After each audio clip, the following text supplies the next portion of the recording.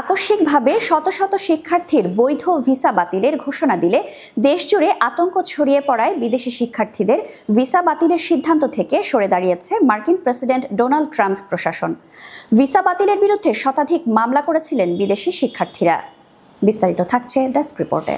মার্কিন বিচার বিভাগের আইনজীবী এলিজাবেথ কার্লান ফেডারেল আদালতকে জানান, ভিসা বাতিলের আগে পর্যালোচনা করা হবে। এজন্য নতুন একটি পদ্ধতি তৈরি করছে ইমিগ্রেশন কর্তৃপক্ষ।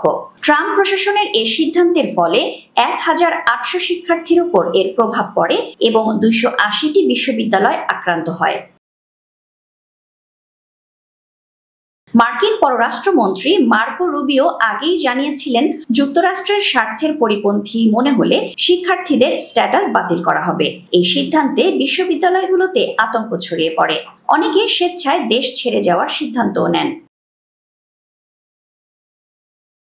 বিচার বিভাগ আদালতকে জানিয়েছে, শিক্ষার্থীদের রেকর্ড পুনরায় student and exchange visitor information সিস্টেমে সংরক্ষিত হবে। এই সিস্টেমটি বিদেশি শিক্ষার্থীদের ভিসার নিয়ম মানার বিষয়টি পর্যবেক্ষণ করে। তবে ইমিগ্রেশন অ্যান্ড কাস্টমস এনফোর্সমেন্ট এখনও শিক্ষার্থীর অন্য কোনো অনিয়ম বা অপরাধের ভিত্তিতে SEVIS এর রেকর্ড বাতিলের অধিকার রাখবে।